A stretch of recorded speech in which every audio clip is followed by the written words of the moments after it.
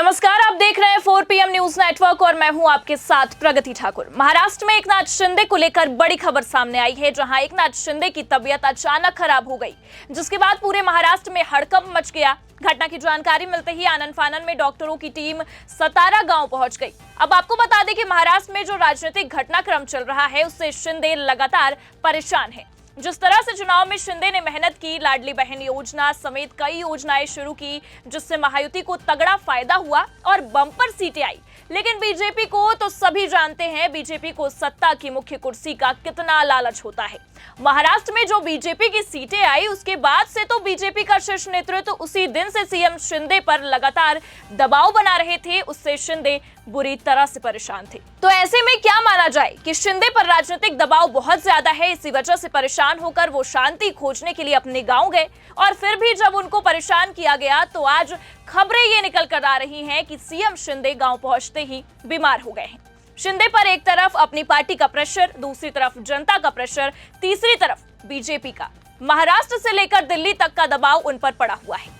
ऐसे में क्या माना जाए कि शिंदे के बीमार होने का सबसे बड़ा कारण क्या है?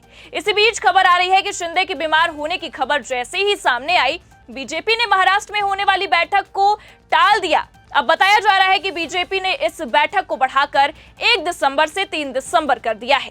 सूत्रों के मुताबिक ये बताया जा रहा है कि 1 दिसंबर को होने वाली बैठक अब 3 दिसंबर को होगी। इस दिन दिल्ली से 2 ऑब्जर्वर मुंबई आएंगे और विधायकों से चर्चा के बाद आधिकारिक रूप से सीएम फेस अनाउंस करेंगे। भाजपा के एक वरिष्ठ नेता ने बताया कि संघ से हरी झंडी मिलने के बाद सीएम पद के लिए देवेंद्र फडणवीस का नाम फाइनल कर दिया गया है। शपथ ग्रहण 5 दिसंबर को दोपहर 1 बजे मुंबई के आजाद मैदान में होना बताया जा रहा है। शिवसेना और एनसीपी की ओर से एक डिप्टी सीएम भी शपथ लेंगे। दरअसल शिंदे बीजेपी की जाल में पूरी तरह से फंस चुके हैं। उनकी स्थिति ऐसी हो गई है कि वो अब ना बीजेपी के साथ छोड़ सकते हैं और ना ही बीजेपी के साथ रहना चाह रहे हैं। लेकिन वो करे भी तो क्या करे?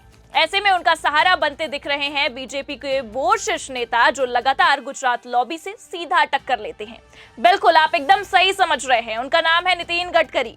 नितिन गडकरी ने भी अंदर ही अंदर बीजेपी के गुजरात के खिलाफ ऐसी बिसात बिछा दी है कि गुजरात लॉबी लगातार परेशान है। जैसा कि आप सभी जानते हैं कि शिंदे सरकार में डिप्टी सीएम देवेंद्र फडणवीस के पास ही गृह मंत्रालय था। वो इस मंत्रालय को छोड़ना नहीं चाहते हैं।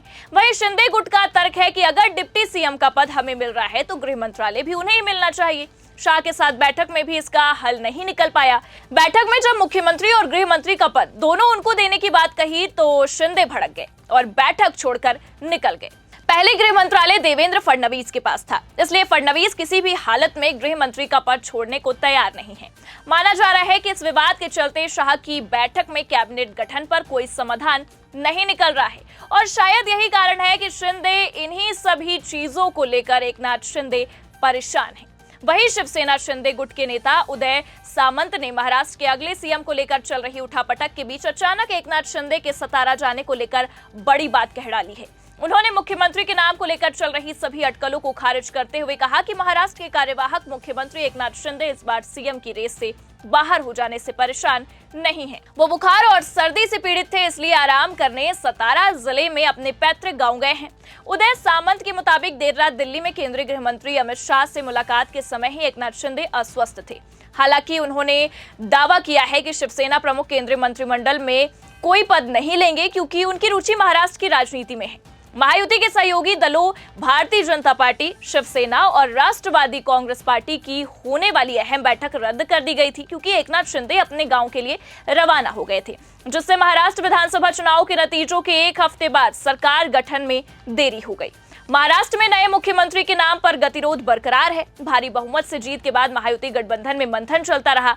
भले ही दबी जबान में सभी देवेंद्र फडणवीस का नाम लिए जा रहे हैं, लेकिन उनके नाम की आधिकारिक घोषणा नहीं हुई है।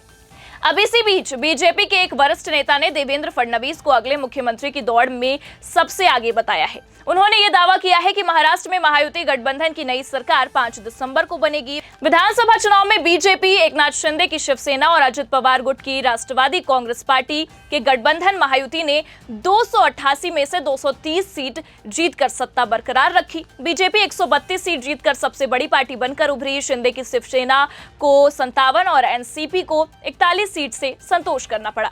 हालांकि चुनाव नतीजों की घोषणा के बाद भी अगले मुख्यमंत्री के नाम पर कोई फैसला नहीं हुआ है। शिंदे, फडणवीस और पवार ने बीजेपी अध्यक्ष जेपी नड्डा और केंद्रीय मंत्री अमित शाह के साथ बैठक की थी। बैठक में अगली सरकार के मुद्दे पर सहमति बनाने की कोशिश हुई।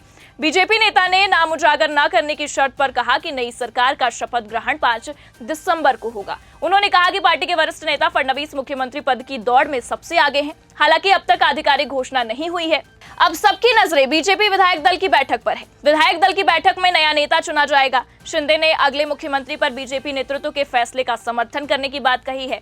अजित पवार की राष्ट्रीय कांग्रेस पार्टी ने मुख्यमंत्री पद के लिए फडणवीस का समर्थन किया है। नई सरकार में सीएम और 2 डिप्टी सीएम के साथ 43 मंत्री शामिल होंगे। इनमें भाजपा को 20 से 23, शिंदे गुट को 11 और अजित गुट को 9 मंत्री पद मिलने की संभावनाएं हैं।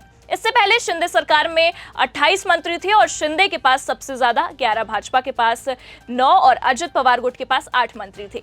इस समय भाजपा विधायकों की संख्या ज्यादा होने से मंत्रियों की संख्या भी बढ़ेगी।